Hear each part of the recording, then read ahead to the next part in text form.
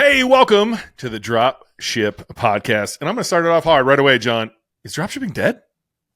Is it dead in 2024? Is it? Yeah. I wanted to go right into that. Is dropshipping worth it in 2024? Something we've been getting asked a lot. And I didn't really want to put out the same podcast every year that we've been doing this show. But every year we get asked the same question. And it usually starts with, is dropshipping dead? Yep. I know. It's amazing. I think we've both been doing this. I mean, I've been doing this for 10 years. You've been doing it for getting close to 10 years. Yeah. 9 years, right? And I can think back every year you see somebody or people out there online, whether it's on social media or YouTube or wherever, saying, dropshipping's dead in 2024. Do this instead. Or headlines like that, every single year. And it's the same with other things. Like, how many times have you heard email marketing is dead, blah, blah, blah, blah, blah, right? I mean, it's just one of those things that I think it comes from a misconception of what dropshipping really is, I think. Like, people tie dropshipping often to things like AliExpress dropshipping. And that's when people think of what is dropshipping, they think of that rather than, when you break it down to its core, dropshipping has been happening for, 20 years, 30 years, probably. It's probably been around for about as long as e-commerce has been around, right? Because it's a method of fulfillment. It's not tied to Obolo, AliExpress, DSs, any of that sort of stuff. Those are little tricks and hacks that people have associated with dropshipping in recent years, but that's not really what dropshipping's about. It kind of gave it a name in the new digital era. When we started, YouTube wasn't really that big of a thing. Heck, we're old. Social media wasn't even that big of a thing either. But back then, there was no name to it. And then it became like this thing you could do where you ship stuff in e-packets from China, run Facebook ads. And I think that's what it got that name. It got this is the side hustle of dropshipping, not what dropshipping is, which you said is just a method of fulfillment in e-commerce. But look, I think you're right.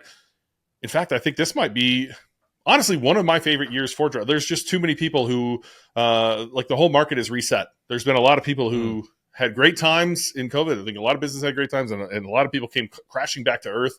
And I think now would be a great time to actually get your business going and kind of ride the wave back up as we move into, probably not a zero interest rate phenomena world again, but another world where, money's going to be cheap.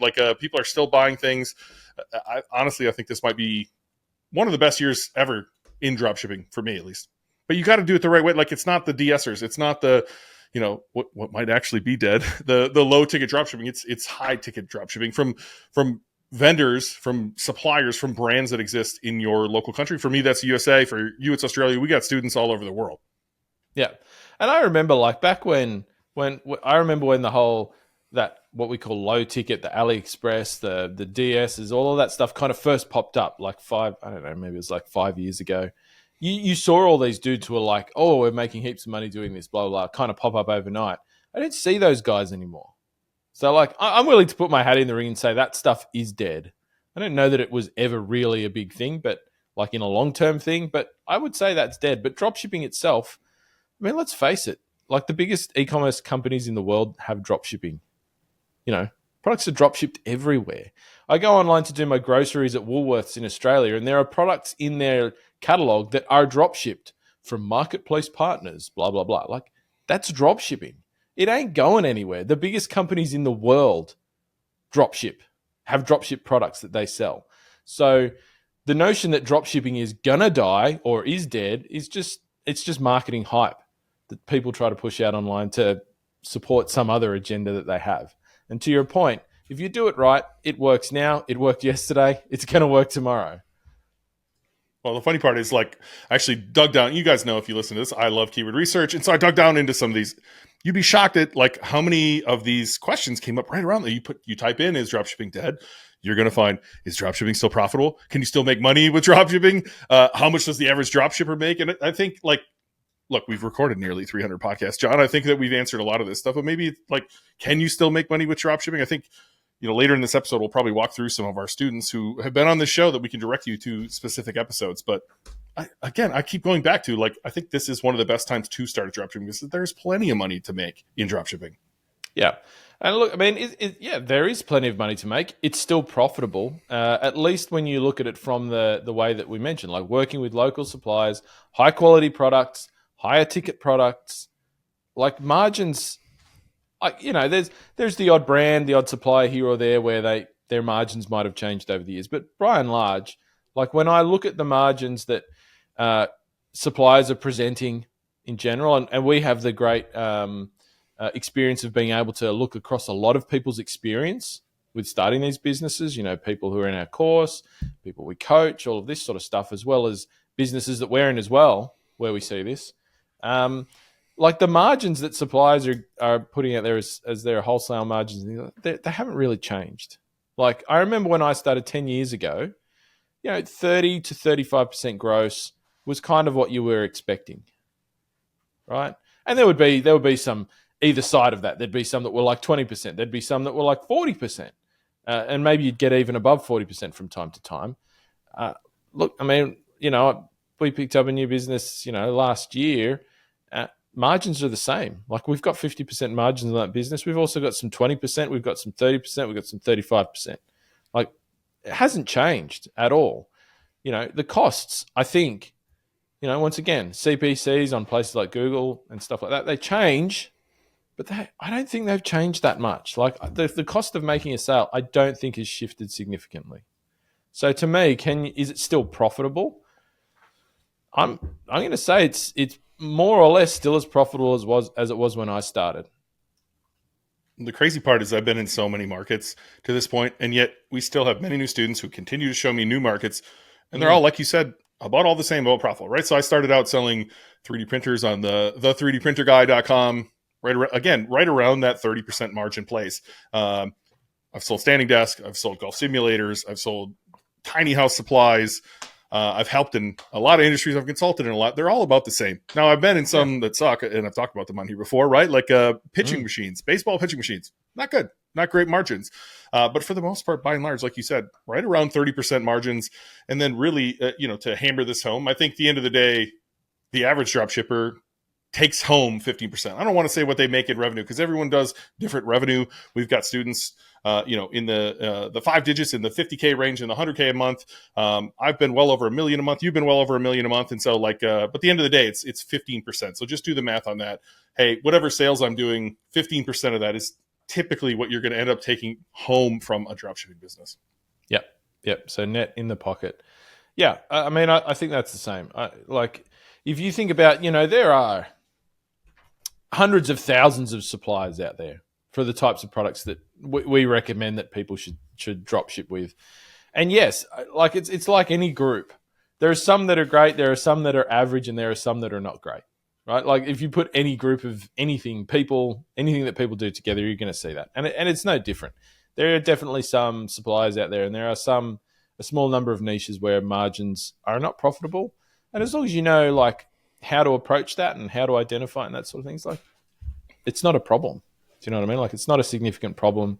And that's one of the things I love about doing it the way we do it is it's just so stable. Like, I don't see in 10 years, small things have changed around this sort of stuff, but fundamentally, I don't think it's changed significantly. It hasn't for us, right? Like, because we're selling high ticket products, right? I often like to do the analogy of, let's say you want to do 30,000 a month in sales. If you're selling a $30 product, you need to sell 1,000 of those. If you sell a $3,000 product, you need to sell 10 of those.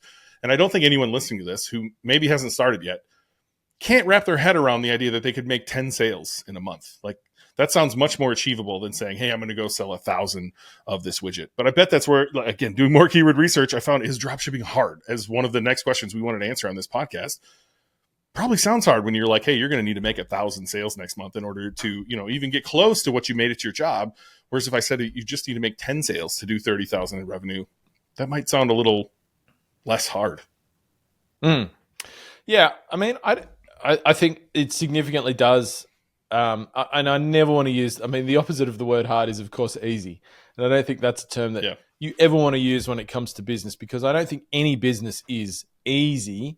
But if you, compare different methods of doing drop shipping, having to, make 10 sales a month, just regardless of the price of the sales or anything, like I think it's hard to understand when you've never done it before, like the significant difference between having to generate 10 customers versus 1,000, right, to get to the same revenue number.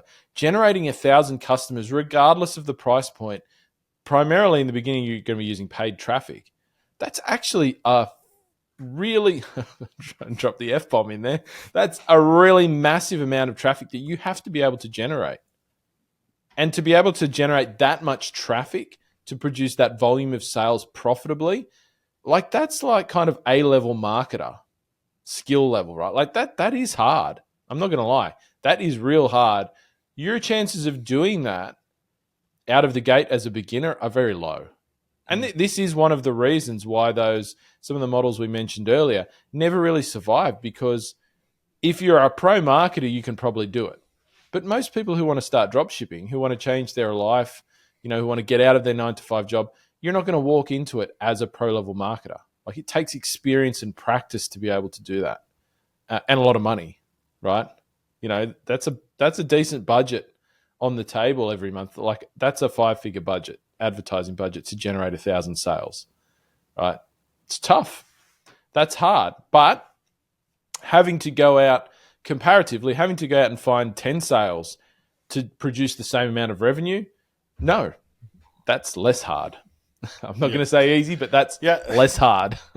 It's a phrase we don't use around here, right? Business itself is not easy, but this process is simple. We've walked through it on this podcast. We'll probably walk through it again in future podcasts. Some of the steps are hard, though. What would you say is actually the hardest part for a beginner when it comes to high-ticket dropshipping? I think people think it's harder than it is before they get into it. Like, when you think about the individual steps, I think when people go through and do most of them, actually do it, and then you ask them to look back, how did this compare to how you thought it was going to be? People would say, I thought that was less challenging. So one that comes up a lot for people is, I think finding and getting approved with suppliers is going to be really hard. I'm really fearful of that. And then you talk to people who actually go out and do it. They talk to a few suppliers and they go, oh, wow, that was nowhere near as bad as I thought it was going to be. That felt better. That I got through that, once again, in a less hard way than I thought I was. And so I don't actually think the steps are that hard. I think for most people, it's really the getting over the mindset stuff to get started and take those first steps and then do it consistently. I think anybody can do this, the steps involved in building a dropshipping business, building a website, getting some supplies, learning how to run ads. None of this stuff is rocket science. I mean, you and I are very average blokes. We've both done it successfully, right? There's nothing special going on here, guys. And when you look at, some of our, great student examples as well, I would say the same thing. Like, none of these people are like, exceptionally, unordinary or anything like that. Like, the steps themselves are not hard. It's really just making the decision to start, which is going to feel hard, and then doing it and just doing it consistently until it works. I think that's really the hardest part. And that's going to be true of any business that you can get into, right? That's not a dropshipping thing. Like, just making yourself do the things and do the things enough so that they work. For me, that's the biggest challenge of business, right? Even today, it's always the biggest challenge. Yeah, I think you nailed it with the work, right? Which is between get out of your own way and just do the steps necessary. You're going to have to do the work. What does Hormozy say? The work needs doing, right? Like, someone has to do the work. Find the person, find the products they buy, find the suppliers, reach out to the suppliers, build the website, run ads to the products, get the right traffic to the right pages, convert those people. You got to do the work, and you have to do each step in order and do what's necessary. But, your BS is going to show up along the way. You're going to try to talk yourself out of it. And to me, that is the hardest part. All right. Last question I sourced for this podcast, John. Can you make $1,000 per month dropshipping? I almost changed this. I was like, I couldn't believe this question. It was only $1,000. And then again, $1,000 meant the world to me. When I worked at a Walmart distribution center, driving a forklift for $20 an hour in 2015, another $1,000 would have really changed things for me. I think $1,000 isn't what $1,000 was in 2015 anymore. Maybe this should be a bigger number. Yeah, and I almost changed it to a bigger number. But the answer is a resounding yes, that you can make $1,000 per month drop shipping. Honestly, I think if you just wanted this to be like a side thing where you didn't necessarily do tons and tons of work, $1,000 a month is reasonable. Whereas if you wanted to put the work in and build a business, something that you're proud of, something you can go share with your grandma, that's well north of $1,000 per month. Oh, absolutely. And if you're doing high ticket dropshipping as well, I mean, this is infinitely possible. Like, I mean, we have one product on one of our stores where if I sell just one product a month, the profit on that is like $1,500. Just one product. So if I sell that one product, one order a month of one product, even taking out the cost it's going to be to sell that product, you're still going to have $1,000 net. And that's just from selling one product. So, like, can you sell one product a month? Like, that's literally could be your bar. If you're sitting there thinking, can I make that extra $1,000? You know, as a side income, side hustle, whatever you want to call it. Can you? Yeah, man. $1,000, yeah, that's like when you're high ticket dropshipping, yeah. And it's not going to take you, it's not necessarily going to take you a long time to get to that point either. I mean, using the example from earlier, let's not even do 10 sales. Let's say it's a $3,000 product. You know, you're on the lower end, you have 20% margins. So that's $600 when you sell one, and you needed half that to go acquire the car. You had to spend $300 on ads to acquire it. So you made $300 every time you sold one, just over 3 sales. So 4 sales, and you are north of the $1,000 a month. So, you know, can you do the work necessary to acquire 4 sales a month on a $3,000 product? Absolutely. I know the question's going on in your head right now. What are $3,000 and who buys $3,000 products? Well, I encourage you to, you know, dive deeper into our catalog. We've talked a lot about this. You know, I've mentioned quite a few of the products I've sold. We have a whole episode on successful dropshippers, but I wanted to mention a few successful dropshippers right here in this episode that we've actually had on the show here. So I pulled a few of these aside, and this is not all of them by any means, but Holly's episode is called 0 to 500K in 5 months. She's episode 212. So if you're on a podcast player, check out 212. If you're on YouTube, just look up 0 to 500K in 5 months. Heck, YouTube will probably recommend it to you after you watch this video. John, our buddy John, was on here, episode 252. He did 0 to 750K in 9 months. Matt was just on the show, episode 286. He did $2 million in 2 years. Dropshipping. John Murphy was on your episode 34 in a niche you will hear John and I tell you never to go into, e-bikes, and he made it work. I believe he had 8 figures lifetime in that business. Rob was episode 152. He had a 50K month in just month 6 when he started. And then, of course, if you want to hear John's story, my story, that is episode number 9 and episode number 15, way back in the archives of this show. They've been replayed here as well if you want to check them out. But there's a lot of evidence. There's a lot of people, you know, doing big numbers like you see there. And there's a lot of people who are super silent, speak up every once in a while. And we're kind of blown away with the numbers they're doing. We have lots of students inside of our community. There's just so many, there's a lot of evidence of successful dropshippers, and there's very few evidence for non-successful dropshippers. Now, the people I run into who are not finding success when it comes to dropshipping, they're doing that Oberlo, DSers, AliExpress stuff. But I don't feel like we have that same level of people speaking out saying dropshipping doesn't work when they're trying something that has been around, like you said, for 20 plus years, which is high ticket dropshipping, selling products from brands you've definitely heard of to people local to you. Yeah. I think if, like, people ask this question all the time, like, you know, like, what do you got to do to be successful? Like, what's the success rate and all of this sort of stuff? You know, we get asked that a lot. And I think for me, the answer always is when I look at the people, you know, that we've worked with, that we've shown how to do this the right way, the method of drop shipping that has always worked and still works and will still work into the future. For the people who get in and do the work and do it consistently for 6 months, for 12 months, they're producing profit. They're profitable. So it works. It's working for them. You know, the people you've listed off are great examples of that. But there are plenty more out there. And the thing that is common amongst them all is that they just got in and did the work. They did the steps. They did them properly. They did them for long enough. And, you know, they get the results. And that's all you've got to do. And so, you know, if you want to get in and find out what the first steps are, start seeing what your path looks like, we've got a free training you can go and take right now. It's about an hour long. We'll take you through all the steps in building one of these businesses with an actual example of a real live business. We walk you through in the training. Go to dropshipbreakthru.com/go/. sign up there, get access to the training, and start taking those first steps. Thanks for listening to the Dropship Podcast. You can find all the show notes for this episode at dropshippodcast.com. And if you're ready to take the next step in your dropshipping journey, we invite you to join us inside Dropship Breakthru, where John and I will walk you through step by step in starting your own high-ticket dropshipping e-commerce business. But that's not all. Dropship Breakthru will also teach you everything you'll need to know to grow your business and take it to the next level. So head over to dropshipbreakthru.com and sign up for our free training that will help you take the first steps towards building and growing your own profitable high-ticket dropshipping business.